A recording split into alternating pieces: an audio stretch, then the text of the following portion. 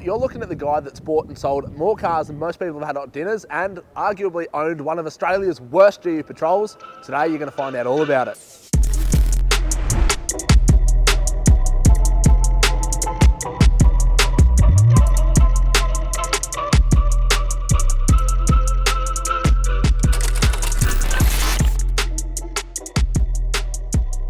Before we dive into it, a little known fact about me is that I actually share this warehouse space behind me with a couple of mates, Leon and Henry. Now, Leon you might recognise, he was my old boss a few years ago, and Henry, well, he owns SRK Upholstery, one of the best retrimmers in the country, and we share this basically as a little bit of a man cave. We've got cars stored here, the canopy, tyres, I keep my motorbikes here, and it's sort of just a little hangout spot. Today we're going to be filming the video in here, so step one, take a little look around, follow me.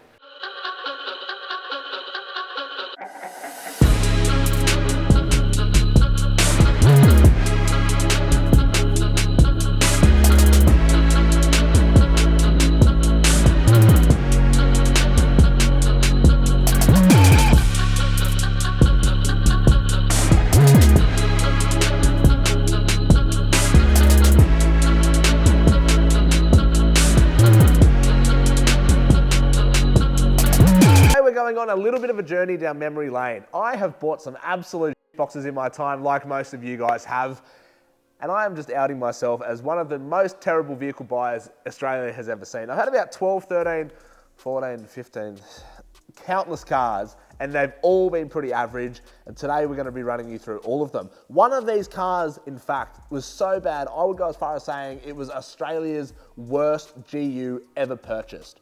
So my hatred of GUs isn't unjustified. I have had a pretty bad experience with one of them, and we're going to talk about that today's episode.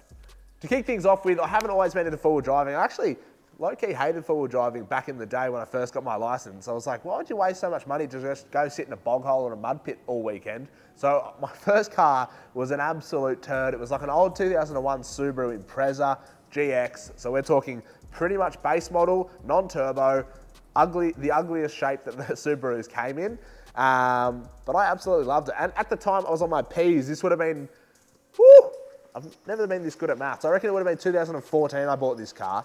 The car was a 2001, so she'd already had some life before I got it. Being a P-plater meant it was a bit of a rite of passage that I had to do terrible modifications to it. Slammed it, left the shocks, of course, because, you know, why would you want good shock absorbers?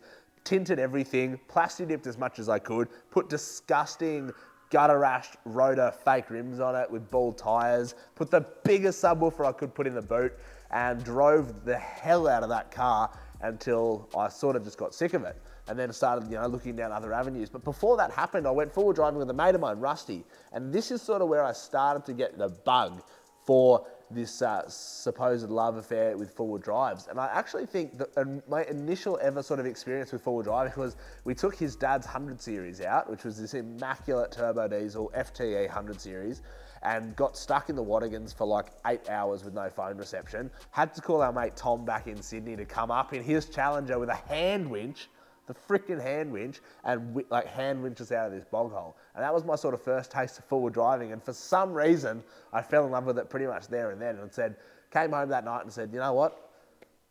I need a four-wheel drive, which led me to buying that. Yeah, that ugly, diarrhea-coloured box. That was my first ever four-wheel driving. Would have been a 1989 FJ62, or 60 series for short. And at the time, I thought it was the greatest thing I'd ever acquired, and in hindsight, it was an absolute shit. We're talking 3F carby, gearbox that didn't stay in third, fourth, or fifth. You had to hold it in gear, otherwise it would just pop out. This thing had more rust than, you know, bolts holding it together. And I actually bought it for like, I think it was about $2,800. So $2,800 for a 60 series low top. It was the petrol, had the flares, it was GXL, all that sort of nice stuff. But I bought this off a backpacker, this chick, who, this is, I shit you not, no word of a lie, pretty sure she was being deported the next day. Like, I've never had confirmation, but I'm pretty sure that was the story, because she sold it to me with literally all her stuff in the back of it. Bedding, clothes, fishing gear. She just was like, I can't take this, I want it gone. So I was like, yeah, sweet, absolute bargain. Then we started going wheeling in it. We took it off-road with my mate Rusty and a couple of other guys. Started driving it. He had an 80 series at the time. Everyone had way better cars than I did. I was just trucking around in this 60 series, hemorrhaging money at it, rebuilding the carburetor, fixing the rust. It had no clear coat. I was throwing money at this thing until we got it to looking like this. And this is probably the best it looked, which is a shame because as soon as it started looking nice like that, that's when I sold the freaking thing. And this car, I mean, I sold it for a fair bit, but I mean, in hindsight of today's market, not so much. But and it looked like that, you know, we're talking custom rear bar, ARB bar, winch, spotties, sliders, dual battery system. We did everything. I put a new gearbox in it. I had the carbs rebuilt. I did everything. But we sort of got to a point where I was driving the car on tracks that were too hard for it. It had no lockers. It was obviously leaf sprung front and rear. And I sort of just basically was driving stuff where I needed a more capable car, which led me to selling that, selling the Subaru, and then I bought what I believe was my next car, which was this thing, which I honestly regret to this day. This was a low kilometers, immaculate, one owner, completely stock standard 1FZ FE 1997 80 series. So 97 was important because it had the wide flares, it had the updated interior, it was super luxurious, airbags, ABS. It was in this like really gorgeous factory black color, which I actually think was a really rare color for the 80 series. You don't see any black ones from factory. And you know what they say is once you go black, well, I think you have a broken back, something like that. And I regret selling it. We obviously had the LSD in the back, unlocked other than that, completely stock standard, no lift, no tyres, nothing like that. And we took this off-road again with my mate in his 80 series and just wheeled the absolute living Jesus out of it. I think the only thing I did might have been a set of Razzler side steps or rock sliders or something like that. Now, obviously, I was still getting a little bit envious, trying to cut financial corners wherever I could. I had a petrol 80 series, I wanted a turbo diesel four-wheel drive, and I'm being sort of young and dumb. I didn't have any real concept of what turbo diesel four-wheel drive I was actually wanting or going to get myself into. So I went out, I sold the only car I had, which was that petrol 80 series, and bought what is, to this day, I reckon, one of the shittest cars I will ever own, have ever owned, and maybe Australia has ever known, a GU Series 1 RD28 powered Patrol. I bought it from Western Sydney, and that should tell you enough about that car. On face value, sweet. It was quite a nice car. It was pretty affordable. I think it cost me around 10 grand. It was a 1998 model. And I originally at the time thought I was getting the bargain of a lifetime. It had everything done. Bar work, rear bar, spotties, front and rear lockers. It was turbo diesel, manual. I was like, absolutely, what a bargain. 10 grand for the dream rig. And then I found out two critical things within the 3 weeks I owned this vehicle. That's right. You're talking 1 week, 2 week, 3 week, boom, sold. Well, not even sold, basically had to give it away. Step one was it kept pressurizing the cooling system and pushing all the water out of everywhere, which was important to know because RD28s and Patrols had a bit of a habit of cracking heads. And well, yeah, this car had a blown motor and I didn't realize at the time when I bought it. Obviously, I think the previous owner had filled that bad boy with ChemiWorld. So this was probably the worst trade deal in the history of trade deals. And then the second thing I found out when I went to sell it, because I didn't want to deal with a blown motor, was that I didn't do a revs check at the time. And what a revs check is, if you're not from New South Wales or you're not from Australia or you're not from this planet, is where they look at the history of a car and it tells you if it's ever been in a big prank, if it's ever been stolen, if there's any money owing. And this car has been a repaired write-off from way back, like 2001, the thing was underwater, had extensive flood damage and then was repaired. So what that meant was, this $10,000 Patrol, which I thought was the be-all and end-all of four-wheel drives, the lockers didn't work, it had a blown motor, no one wanted to know about it, no one wanted to fix it, and I couldn't sell it for what I bought it for because it was a repaired write-off. So that car I basically sold for scrap and started again. And that was sort of, you know, 10 steps forward and then 100,000 steps backwards. Now, after having this horrific experience with four-wheel driving, you can probably understand that I was a little bit off it. I was like, you know what? I've got no money left because this car has just financially ruined me. I'm just going to go and buy a little daily. I was still on my P plates at the time, I think. And I wanted something, you know, a little bit fast, a little bit fun, but overall affordable. So I bought this thing, the cutest car I reckon I've ever owned. A little bit feminine, if you ask me. It was a Mark IV Golf GTI. This thing had so many problems it wasn't funny, but I absolutely loved it. Now, if you know anything about these, then you probably know more than me, because I really don't know anything about it, other than it was manual, it was turbo, a little 1.8 litre, I think, in it, front wheel drive, and absolutely slapped. But, like everything, you start chasing more power. Faster cars, different cars, more exciting cars. So this thing didn't last long either. This was another one owner car. It only had 90,000 kilometers or something ridiculous on it. And well, yeah, this lasted about, I reckon, 3 months before I sold it. I kept chopping and changing. I wanted something different. I sort of, over the sort of 3 or 4 months of owning this car, I did again the usual. I put XXR wheels on it, which are cheap alloy. I think that was like a Tempe tyre special. I lowered it on coilovers with my mate Grant down in Wollongong, and it was a disaster. The wheels were the wrong offset. They were hitting on the coilover collars. It was meant to be an overnight install. I ended up having to stay in Wollongong for 3 days while we put bolt-on spacers. We had to delete the front sway bar because it was too low and it was fouling on the tyre. Everything we did to this car was an absolute disaster.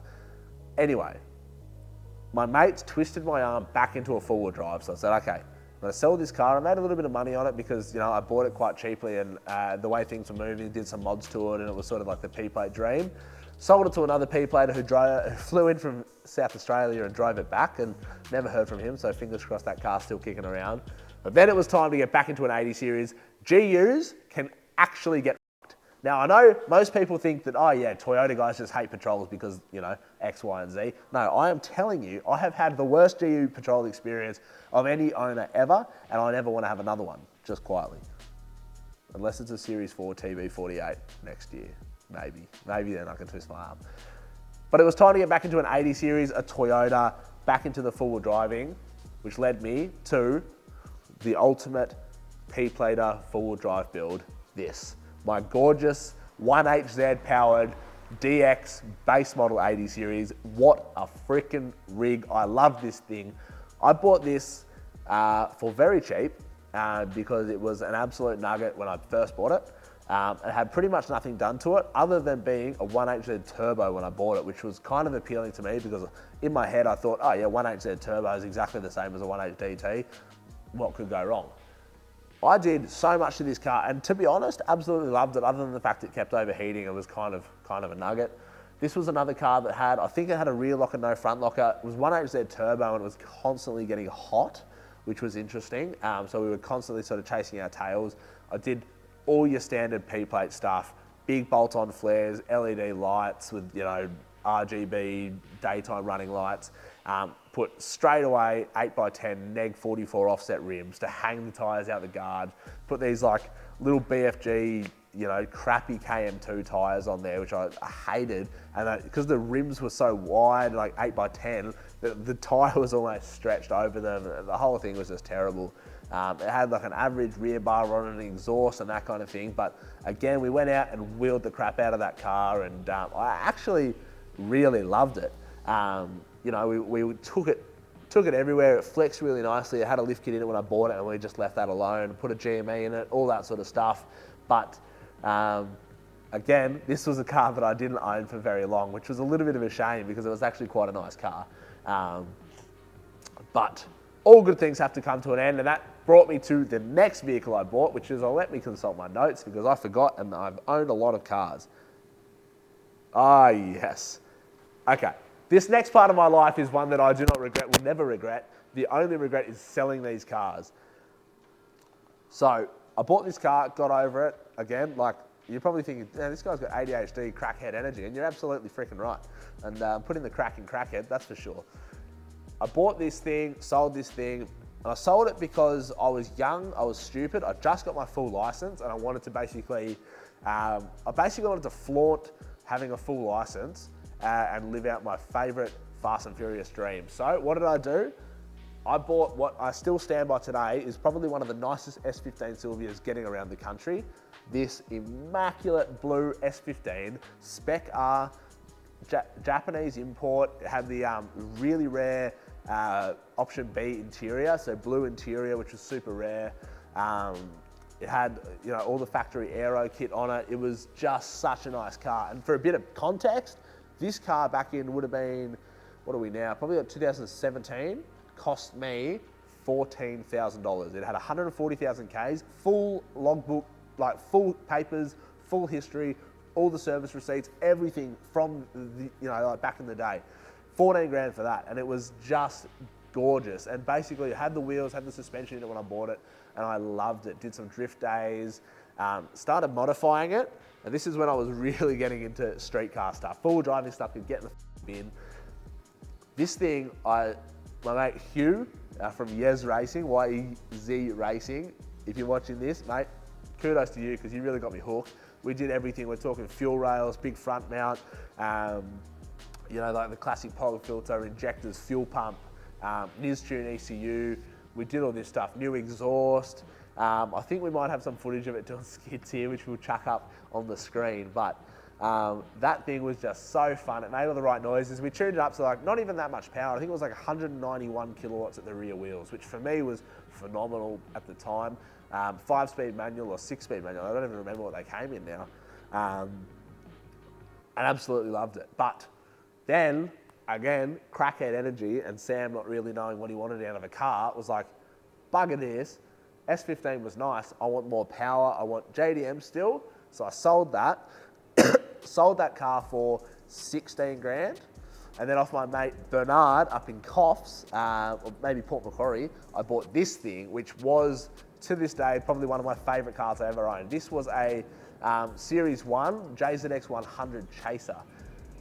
This thing, man, I have no words for this car. 430 kilowatts at the rear wheels, which is 600 horsepower. It had basically a fully manualised automatic with a B&M ratchet shifter, a built forged 1.5J motor, so we're talking 1J head, 2J bottom end, 3 litre displacement, forged everything, massive precision 67, 66 high mounted turbo on a custom manifold, had a Haltech in it. It was pure ethanol, surge tank in the back, massive fuel system. This thing was just the wildest car. Big 50mm screamer, externally, external gate screamer pipe straight at the ground. This thing, we've definitely got some footage in here, so we'll just let you listen to this audible goodness.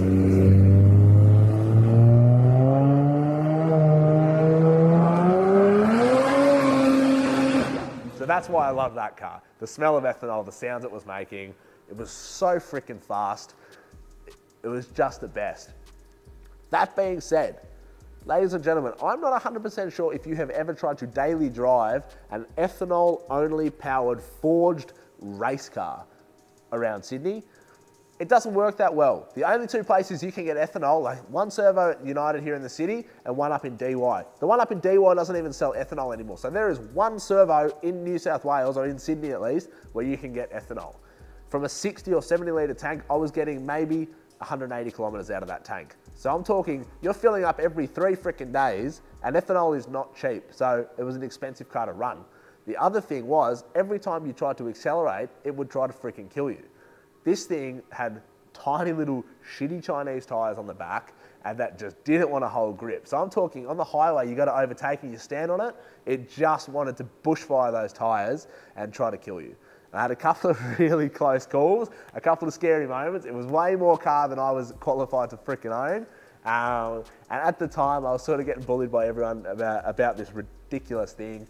I was hanging out with the four-wheel drive boys a little bit, and well, push came to shove. You can probably guess what's coming next. I flipped back on my original decision of hating four-wheel drives and wanting, fast cars with my full license, and decided to go back into four-wheel driving. And that is when I bought the car that I still own today, which was now the Naughty 40. At the time was just a 1992 80 series from a mob down in Melbourne. My mate Tom, we jumped in his FTE converted 105, which, look at that thing, gorgeous, right? Jumped in his car, headed down. Now at the time we were expecting, I think the guy said, 4-inch, 35s, twin locked, had a rebuilt motor, that kind of thing, which to his credit was true, but we got down there and it was a lot rougher than anticipated.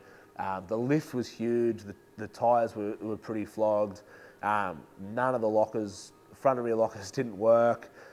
Like, the thing was just kind of shitty, to tell you the truth. But The paintwork was pretty good. The body was straight-ish, straight enough.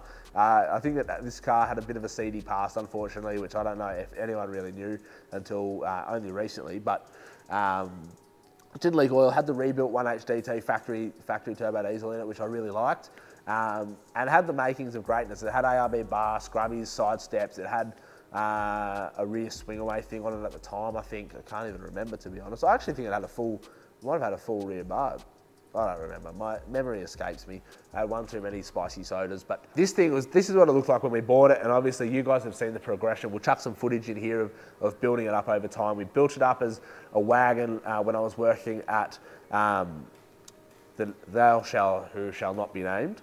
Nah, just kidding. We built it up at Spares Box to go on the four-wheel drive 24/7, or at the time four-wheel drive action trips. We made it a tough tourer. We had, all the Red Arc gear. We put some nice tyres and wheels and redid the lift a little bit.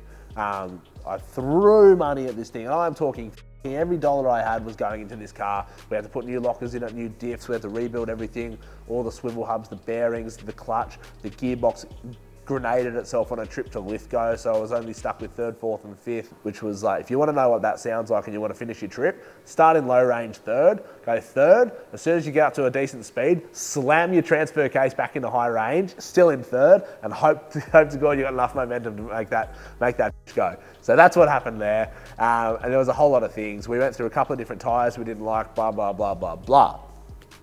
While I was doing all this, of course I couldn't help myself. Motorbikes weren't quite, fulfilling my needs. I had the Landcruiser, but that was sort of slow and sooty.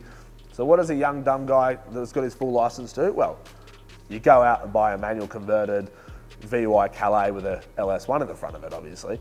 Now we've definitely got some footage of that. Some of this is probably not safe, so Tracy Grimshaw, if you're watching, well, on your bike, love. Well, we've seen some crazy driving in our time, but this video is extreme. It was filmed in Australia by an Australian YouTube star who admits even he was terrified by what he witnessed. Oh,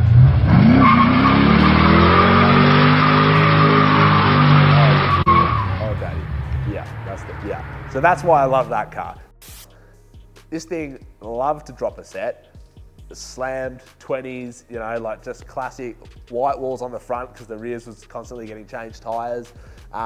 Leather cream interior. But it's one of the only manual swapped Calais in the country, I believe. So this thing was gorgeous. Funny story, I never asked the guy that I bought it off the kilometres. And I assumed they weren't that high until I got home and checked the odometer and it had 340,000 kilometres on it. So there was that happened to me. But anyway, that thing was cool, but obviously like an LS1 with nearly 500,000 kilometres was just a ticking time bomb, although it was manual swapped. Ended up selling that off for quite cheap, as you can imagine. And then bought what was at the time a car that my mate was going to buy, Spez. If you're watching this is your time in the sun, my friend. He was going to buy this car. This was a immaculate, we'll put it up here, look at this thing. Black VY SS Ute, which I think is the pick of the bunch. LS1 in the front, 6-speed manual, had the red leather seats. It was absolutely gorgeous. This thing had coilovers, lowered, it had gorgeous brakes, AP racing brakes even with HSV calipers. It had coilovers, rims, tyres, it was cammed, full exhaust, OTR, tuned, everything, made it just over 400 horsepower, which for an NA car with zero weight in the arse of it is fucking terrifying if you want to know the truth. And my mate Spez was actually going to buy this car, but sort of just can't remember why he didn't, but he actually didn't end up. And I sort of went to him and said, if you're not going to buy this, do you mind if I do? Because this thing it's hot. So it was perfect. I had super motard bikes at the time, so I was putting those in the back of it. It was actually just a really nice car to drive. And was a whole lot of fun too, and I've definitely got some Instagram footage of me doing hood about shit with that car and leaving the pub as a bit of a larrikin and that sort of thing, and I absolutely love that car. But one thing that they will not tell you in VYSS ownership school is that it uses like 30 to 40 litres per 100. So you're putting $100 of fuel in this every couple of days, and it wasn't that good. So anyway, sold that, still missed the Ute. For the time being, I only had the 80 series, so I did what every good person would do and took that on a trip with four-wheel drive 24/7 at the time. Put a massive dent in the back of it. The paint was all fed, and then cut it in half, which is this. You guys have probably all seen the video. I think there's like about 500,000 of you guys have seen that video on YouTube now, of me converting the naughty 40 into the car it was today, which we did over the space of about a month. Start to finish, from a wagon to a finished ute, was about 4 weeks. Then we went on a couple of trips, that kind of thing, and then sort of just kept evolving the car into sort of what it is today, and I'm constantly sort of changing stuff and that sort of thing. And then I bought my daily, which is a little BMW, which is no one really cares about. But the naughty 40 is now the car that I have owned the longest, and it's very uncharacteristic of me, because you can probably tell from this little trip down memory lane that I've bought and sold 13 cars in the time that I've also had the naughty 40, which I've had for about 5 years. And that is one car that I will never sell. There's no amount of money that would make me want to sell it, unless of course it's over 200 grand, in which case you can absolutely come and take it.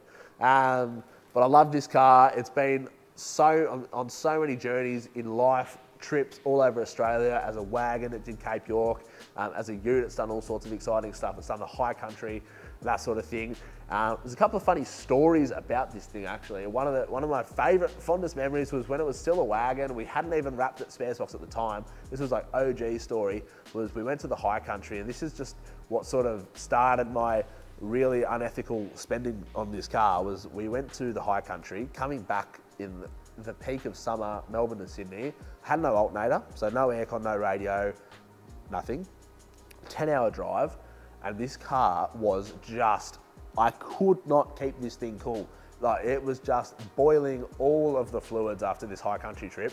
And it was the only car in the convoy of around 6 cars that was having a problem. So we stopped in at a Macca's somewhere. I don't even remember where, to be honest. It might have been Albury, might have been Wodonga, might have been somewhere else. I don't really know. But in the car park of a Macca's, we pulled the grill off, we pulled the winch out, we pulled the front spotties off this car, so that from the front of the car, it was just bull bar, radiator. That's all. And that was just keeping the temperature gauge just off the hot mark, so that I could hightail it back to Sydney and then deal with it. And that was probably one of my fondest memories, one of my favourite trips in that car. And now it's gotten a little bit out of control, and I think the plan will probably be buy another car next year, which is still up in the air. There's a couple of different things I'm looking at and a couple of different builds I want to do, but I think it's going to be super cool anyway, so you guys are going to have to stay tuned for that. But my jaw hurts and my cheeks hurt, and I'm ready to go have a cold beer. So this has been a little bit of a trip down memory lane, all the things I've bought and sold. Folks, if there's one message you can take away from this, it's buy high and sell low if you want to make absolute financial misery for yourself, which is what I've done for the past 10 years. Favourite car out of all of them, probably the Chaser or probably the VY SS Ute. Least favourite car out of them is that f***ing GU Patrol, that cursed, written off, blown motor piece. If you own a Patrol, you're a head. Just kidding. But you're still f***heads. And the car I just really sort of had no interest in owning was probably that Golf. So off-brand, front-wheel drive, like hatchback thing. It was just so average. But look, I'm pretty lucky to be able to now have the naughty 40 as my own, and held on to it for as long as I have. And I definitely think there's going to be some cool things happening in the future with some more cars, more builds, and that sort of thing. So you guys are going to have to stay tuned. If you've liked this sort of slightly different video, a little bit of a sit-down memory lane style video, drop a comment below. Let me know what you think. Or even drop a comment and tell me the car you wish I still had. You know, if you wanted to see another build on the channel, maybe drop a comment below telling me what you'd like to see the build be. Whether it's a full drive or whether it's a street car, whether it's a drift car, because I know, you know, Mac and Pecky and Sammy Isles, you've all got drift cars, and I've kind of got a bit of FOMO, so I might have to get one of those sorted soon. But yeah, if you've liked this, drop a comment. If not, f*** off, I don't really care. Subscribe to the channel because I need to feed my kids. And hopefully you've liked this little introduction to sort of SamYoung4x4 HQ, where we sort of share this space with a couple mates and just hang out in a little man cave. So it's been fun. See you next time.